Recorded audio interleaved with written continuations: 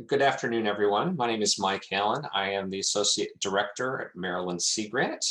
Thank you for joining us today for our webinar on the 2022 to 2023 Maryland eSeaGrant Biennial Research Competition.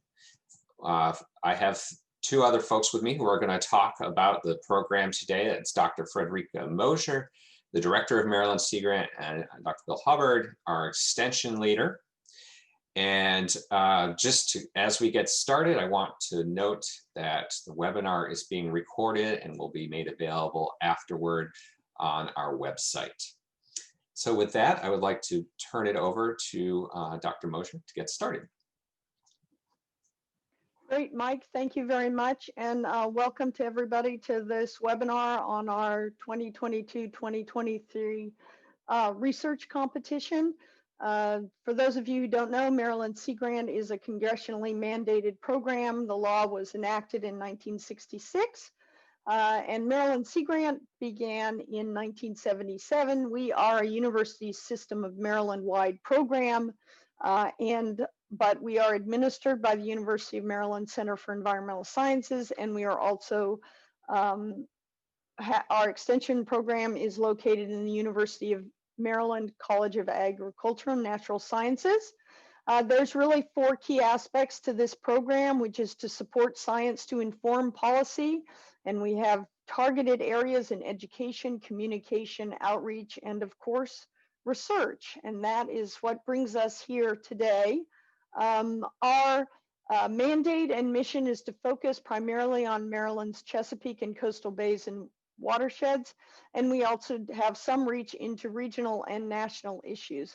So the purpose of this omnibus is really looking at issues particularly relevant to Marylanders.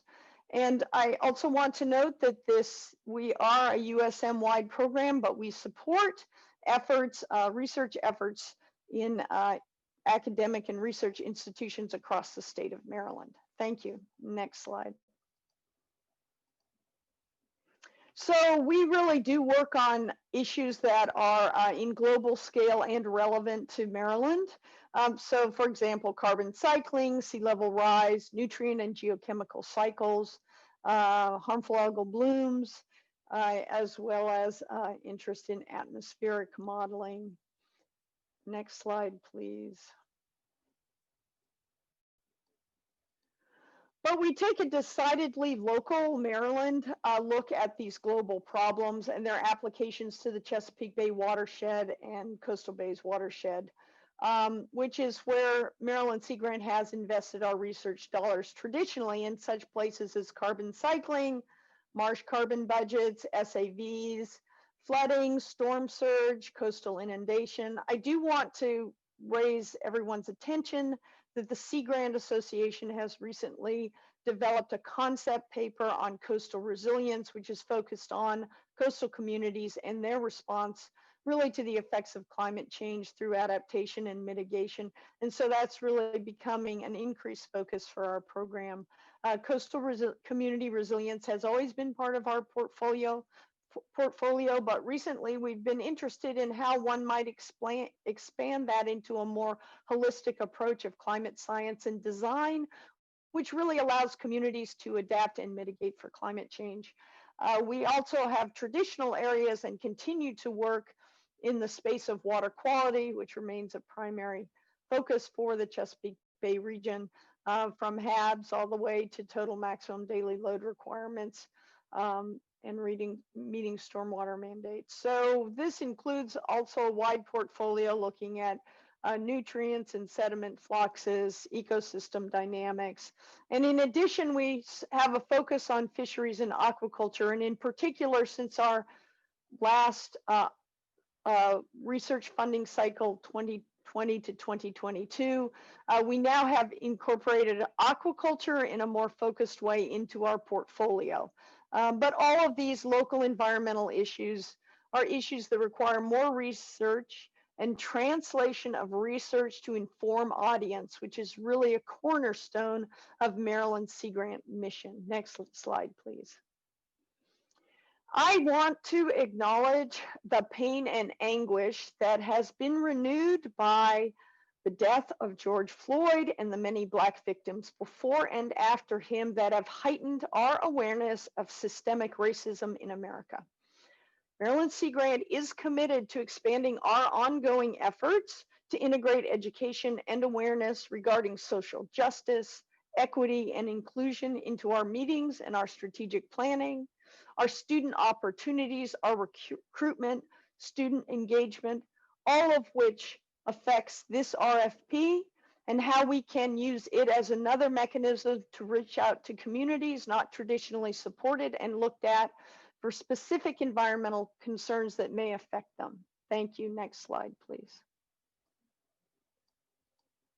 In addition, I certainly want to acknowledge the world that we are all currently living in with COVID-19 and a pandemic, and we certainly have remained interested in what those changes and how a pandemic may have had effects on Maryland's environment and on other portions of our mission. Shown here is some of the examples of work and awareness that we've been doing at Maryland Sea Grant and elsewhere, adapting to these issues of climate change, of a pandemic. And finally, I really want to emphasize the importance for our community and how we collaborate. We really are an integration of science, extension, communication, and education. And this remains an important part of not only the work we support, but also how we will look to review these proposals. And I will move it to the next slide. Thank you, and pass it over to Mike. Thank you, Fredrika. I'm going to talk briefly about the specific competition and the guidelines for the competition. You can find information about our biennial research opportunity on our website at this link. If you search for this particular opportunity or any funding at Maryland Sea Grant through Google, you should be able to pull it up. This competition is one that we hold every 2 years. It is about a year-long cycle for applying and getting awarding for funding. So we're putting this competition out in December of 2020 for funding that is going to start February 1st, 2022. And the competition funds proposals that are 2 years in length with typically about $70,000 per year per proposal funded. We are a federally mandated program that is required to have a match component, which means for every dollar of federal funds that you request, you have to provide 50 cents of matching funds. So for a $70,000 per year proposal, you would need to come up with $35,000 per year in matching funds. Across the when we look at the portfolio of all the proposals that we're able to fund, we have somewhere between $500,000 and $600,000 per year that is dedicated to this opportunity. And that means we can fund 7 or 8 proposals in any given year. Also, I note that just because we say our target is $70,000 a year for a proposal, that doesn't mean that we are only looking at proposals that are $70,000. You can propose certainly less than $70,000. We fund proposals down between $35,000 and $70-ish thousand. If you go too much over $70,000 in your request, that will generally be looked on less favorably by the review panel. We also reserve the right through the proposal process to ask for changes to budgets when projects are ultimately funded if they are out of line with what the panel suggests. Our research objectives, as Fredrika noted, are really, we're funding science that is applied in nature. And so our science is really to inform policy and management decisions, particularly those that affect issues occurring within the state, whether that be Chesapeake Bay science, Maryland coastal bays science, or the watersheds that drain into them. And the proposals that we fund in this applied realm, we really look to how you as a proposer are going to connect the research that you're doing with science, with audiences that are outside of the traditional academic spectrum. So how are you going to connect the research that you do to community needs, to resource uses, to the to research that's going on or that's supported by other agencies that are funding this kinds of applied research. We have three particular focus areas, and Fredrika already noted some of the scope of the kinds of work that we fund. So I'll just highlight quickly that Maryland eSeaGrant's current strategic plan, which runs through 2023, has three primarily research-based or focus areas where we base the majority of our research, and those are healthy coastal ecosystems, resilient communities and economies, and sustainable fisheries and aquaculture. And within that spectrum, we have specifically called out aquaculture and coastal resilience as areas that are up and coming, that are in fact well developed, but that have a special focus in this particular RFP. Within the pages of the RFP, which is a PDF on our website, you can find a narrative about each of these focus areas and the kinds of research and research questions that we're asking to be addressed. So what do you need to do? What is the process? Well, the first thing is that we have a pre-proposal stage and a full proposal stage before funding decisions are made.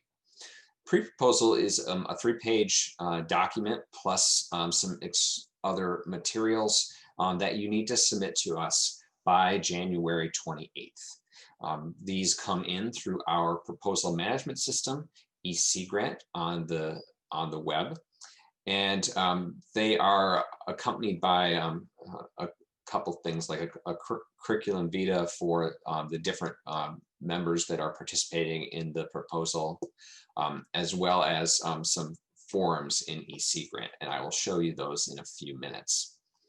Once pre-proposals are received by Maryland eSeaGrant, they go through a formal review process.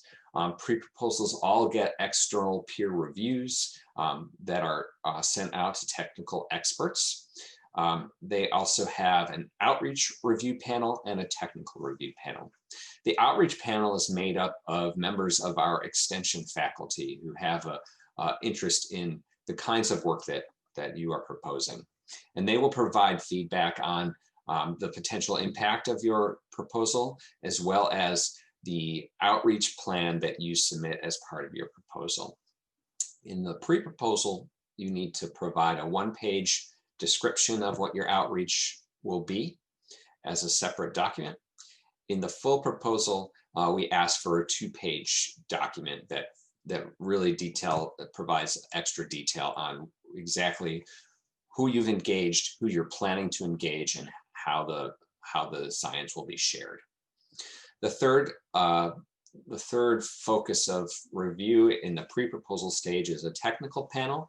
This is our academic advisory committee made up of researchers and faculty from institutions across the state with an interest in eSeaGrant science. With that panel, we work to ensure that conflicts of interest are minimized so that there's no conflict in the actual review of all of the individual pre-proposals that we receive. At this stage, the criteria that we're looking at is really the scientific and technical feasibility of the proposal rather than a full rigorous review, because we recognize that a 3-page pre-proposal is not the same as a 15-page full proposal. So it's feasibility, in particular relevance to Maryland eSeaGrant, as well as the state of Maryland and the Chesapeake Bay, the coastal bays, and the watersheds that we serve, the impact of that work, and also the outreach plans. Once we complete that review, that's usually around April, mid-April, we will notify all of the applicants about their status in the pre-proposal review. You will receive panel comments from each of those panels, as well as the written external reviews. You will also receive a notification from Maryland eSeaGrant whether your proposal was recommended for further development or not recommended for further development. That should give you insight into whether you want to go to the next stage and write up a full 15-page pre-proposal or 15-page full proposal, along with all of the documentation to accompany it, or not. However, everyone who submits a pre-proposal is welcome to submit a full proposal. If you do not submit a pre-proposal, you are not eligible to submit a full proposal. Full proposals are due June 15th. The guidance for submitting a full proposal will be on the web and will be shared with everyone. And at the full proposal stage, every full proposal gets at least three peer reviews, gets reviewed by the extension panel, and also gets reviewed by a technical review panel made up of individuals with expertise in the proposals from outside of the Chesapeake Bay region. Ultimately, we hope to have funding decisions in September, and at that point, we will notify everyone and do post notification follow-up for additional documentation that's needed to submit those full proposals to NOAA, who ultimately has the final determination on whether those proposals will be funded. So what do you need to put into your pre-proposal? Every pre-proposal requires a cover sheet that details the proposal title, the institutions, and all of the team members that are part of the proposal. Your description is a 3-page document that includes any figures or images or tables at the pre-proposal stage. References are additional. We also expect a 1-page outreach plan, which is described in the RFP, and the CVs for all of the PIs and co-PIs. All of this documentation should be put together into one PDF and uploaded into eSeaGrant. And I will show you what some of those screens look like in a short bit. Next, however, I want to turn it over to Bill Hubbard, who will tell you a bit about the outreach plan and how to share your research and engage extension and other individuals. Bill. Thank you, Mike. I appreciate that. And I will say that the RFP that is out there, as well as on the website, contains some really good suggestions, instructions on how to proceed with a good outreach plan. So as we've talked quite a bit about already, the research conducted, the research you propose really needs to make some connections to the end users, the stakeholders. To simply say you're going to reach the general public, just that won't cut it with the review panel. I will say that it needs to be robust. It needs to include products and outcomes and outputs, as well as identified stakeholders and timelines. And so, you know, the 1 page in the pre-proposal needs to be pretty succinct and direct, and then you can expand upon that in the next round. Next slide. So we've heard already really that your research needs to link to some behavior change, some addition to the knowledge base of a specific policy or management, or even individual behavior change, or organizational structure change, improvement of a way of doing business for professionals in the state, working on our coastal areas, or fisheries and aquaculture, or really resilient communities and economies. So you're looking at who are you targeting and how are you going to target them with your outreach plan, and then how will you actually measure the impact of your outreach plan as well. It's really important, especially nowadays, to bring in those external audiences, and I'll talk about some examples in a minute, early on. Do not wait until the 11th hour, or simply add an extension partner or your outreach partners in at the end, bring them in early on. It needs to, your research needs to really be informed by their needs. And it's, I think that's pretty straightforward and direct. And then a pretty straightforward piece of advice is when you're working with science writers, with Maryland eSeaGrant, communication staff, or with others, just ensure that you're translating your results directly and keeping that scientific jargon out of it. Next slide. So oftentimes, again, we'll bring in our external partners as a review board, advisory board, and really don't explain what it is we need from them, and to have common expectations, what they expect from the research and what you all expect from them will be pretty important to set those up front and talk about those in your plan as well. Your plan should include regular communication amongst your partners. Again, the planning and co-production of products, of outputs and outcomes, that will be very important, of communication as well. And again, not to have your partners, your outreach partners do all the work, but they can assist with the report writing and provide you with impact on what kinds of work you're doing. And students, definitely engage the students. We have a tremendous resource with University of Maryland, with UMCs, and with Morgan State, so many other institutions to bring in students to help out with the outreach. Okay, next slide. So I think you all are familiar with many of the partnerships to consider. Here's just a few of them that we've noticed that have been involved in previous proposals.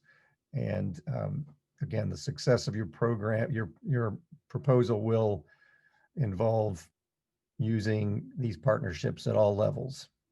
Next slide.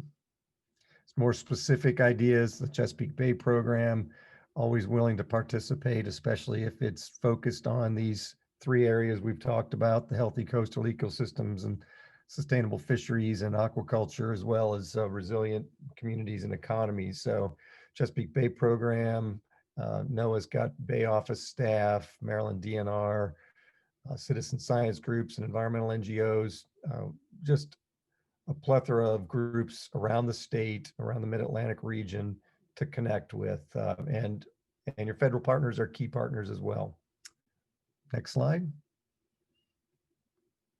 Just some examples here of programs and projects and products to include in your outreach plan: tools, deployment, development of those tools, plans to measure adoption will be important. May or may not include access to a website. I think having your information on a website is critical.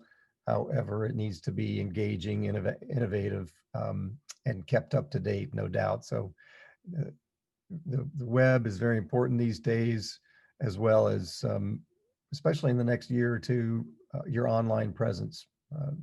Online webinars and opportunities to engage your partners virtually will be very important.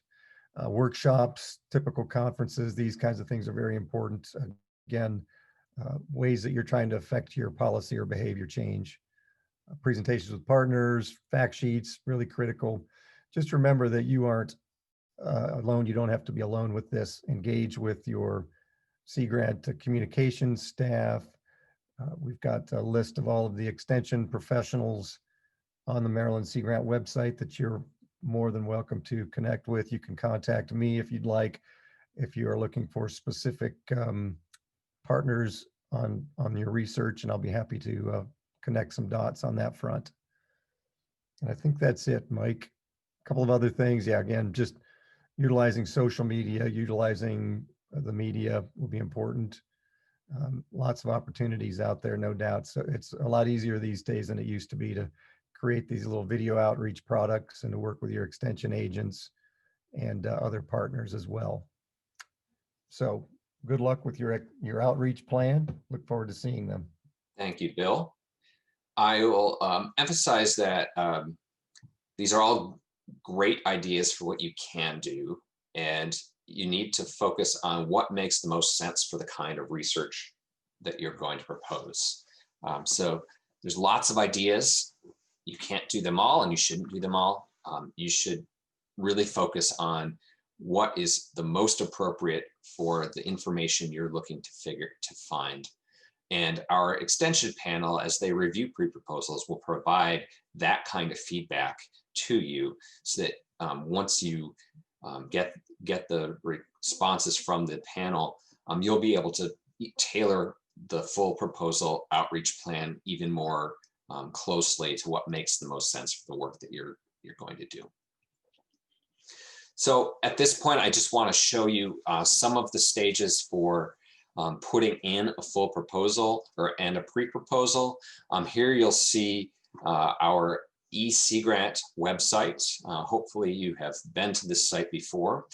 If not, the first thing you need to do when you go to the link is to register for a new account. If you already have an account and you just forgot your password, there is a forgotten password link on there. Once you log in, you'll be able to click on a button that allows you to create a new proposal with a new proposal title. Please enter and update that information here on this site. If you want to add a second person who has access to this pre-proposal or to your full proposal, you can do that from the Actions menu, which allows you to add a delegate to your proposal. The second and third tabs are these investigator tabs. These provide information on who you and your team are. And at the full proposal stage, they will also inform the budget information. The fourth tab here is this project proposal narrative upload. This is where you enter the PDF of your entire proposal. So please upload one document that has the cover sheet, the description, the references, the outreach plan, and the CVs. And on each of these tabs, you can click this. Once you've done that, you can click this Mark as Complete button, and that will turn all of these red stop signs into green go signs and allow you to submit your proposal. We also have a demographic and other optional information tab, which I don't show you here, but it's here for you to fill out. This tab will give us information on the PI applicants from all the institutions to give us a sense of the applicant pool. That information will not be included as part of the proposal review process. Finally, once you enter all that, get to the pre-submission preview page, you see the submit button at the top.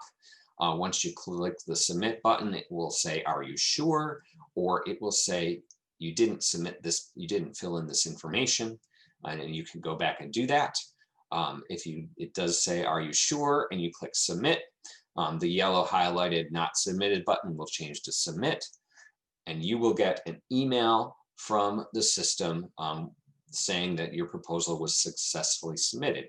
If you don't see this switch to submitted, or if you don't get an email and need to get confirmation from us, please do reach out to us. We are happy to do that. If you submit your proposal, we look at all proposals as they come in to make sure that they meet all of the criteria. And if there are issues, and there's time left, we will notify folks about issues in your proposal submission. So it behooves you to get your proposal submitted as early as possible so that you can have that checked by us. So a few final notes, important dates. The pre-proposal are due January 28th, 5 p.m. At 5 o'clock on the dot, the system will lock you out from submitting your proposal. So you must have pressed the submit button before 5 p.m. Pre-proposal review process is the months of February through April. That allows us to hold multiple panels and to get all the external reviews. And we will notify you of your thumbs up, thumbs down to proceed. However, in mid-April, knowing that everyone that submits a pre-proposal is still eligible to submit a full proposal. Full proposals will be due 2 months later. The guidance will be out well before that so that you can look to see what is required. The full proposal guidance and is similar to previous years. I encourage you, as you're looking at the pre-proposal and the full proposal guidance, to review the criteria that are being used by the evaluators and what those criteria are worth as you're thinking about how to craft your proposal. And I think I mentioned all this other stuff. So key things we look at when we get your proposal: have you met the administrative requirements? Did you follow the RFP structure? Do you stay within the page limits? Because if you don't, that will send your proposal out without review. We'll reject it for review. Do you provide a budget estimate? So at the pre-proposal stage, we don't ask you to provide a full budget. Instead, we ask for a statement about what your budget is going to approximately be. The intent is that by not requiring a full budget, that simplifies the pre-proposal process and simplifies what's required at your home institution. Your budget estimate should also mention that you are providing match and what that match might be. We don't require pre-proposals be routed through your home institution. However, your home institution may require you to route it. And so we encourage you to contact them to find out what is required. That will likely vary between each institution. Finally, there's the question, what is a Maryland eSeaGrant Research Fellow? In the full proposal process, you'll be able to select the question, I want to have a research fellow considered for my project. Maryland eSeaGrant, as part of our follow-up to our this biennial RFP, runs a research fellow competition. And this competition looks to add a graduate student position to about half of the proposals that are funded. We typically have enough funding to fund about 4 research fellows in any given year. And so this is an opportunity for you to tack on effectively an extra person to your project. That research fellow is expected to do something that extends the project, not just do the project that you proposed, because you have the money to do that and you're proposing that in this competition. The research fellow will do something that extends it or moves it beyond or does a different kind of component, something that makes the whole work stronger. So in the last 2 minutes or so, I just want to note some other things that we have out on the street right now. We always have available our program development grants. These are small awards of up to $10,000 that are intended to support new exciting research, rapid response grants, new types of areas that we're focusing on. If you have something that you think might fall within this category, please feel free to reach out to us about applying for these smaller grants. These go through an evaluation depending on what the type of proposal is. It could go through an external peer review, or it could just go through an internal review. We also fund student travel. We fund conference support sometimes we'll fund workshops. We also fund page charges for journal articles. Typically, those would be page charges for former RFP grantees whose grants have expired, and so we in years following that we would fund those kinds of page charges. Sometimes we'll also fund open access charges. It just depends on the specific work being discussed, and we encourage you to reach out to us about that. We also have several grant competitions for graduate students and undergraduates out on the street right now. Our graduate research support grants competition is very similar to program development, except at the level of graduate students. It funds up to $10,000 for graduate research, but It does not fund stipends, fringe benefits, or tuition. So it's really for materials and supplies and travel and those sorts of things. That competition is open through mid-January, and we encourage you to share that information with graduate students that might be interested. That grant would either start in May or in August and run for a year. The Canals Marine Policy Fellowship is on the street with a deadline of February 19th. If you have a student who's interested in that, please encourage them to contact us early so that they can get a meeting scheduled with us about their application package. Population and Ecosystem Dynamics, as well as Marine Resource Economics Fellowships, supported by the National Sea Grant Office and the National Marine Fisheries Services, on the street, and those are due at the end of January. If you're interested, talk to us early, because that is a bigger process to get that funded, and we'll have to work closely with you to get that. Also on the street today is a new fellowship from Maryland eSeaGrant, partnering with host agencies in the state as well as the University System of Maryland. This is the Maryland eSeaGrant State Science Policy Fellowship Program. This is going to be due next month, and it is targeting PhD students or JD students who are either near the end or have recently finished up their programs to be placed in host offices for a year. That email will go out announcing that opportunity today. Finally, our Maryland eSeaGrant Research Experiences for Undergraduates program is on the street as well. This places rising senior undergraduates at the Chesapeake Biological Laboratory or Horn Point Laboratory for the summer. It is a 12-week program with a deadline for undergraduates of February 19th. Recognizing it is COVID times, we don't know exactly how that program is going to play out. It may be that we have students who are virtual, we may have hybrid, or we may have students in person. Just we'll see how the pandemic rolls.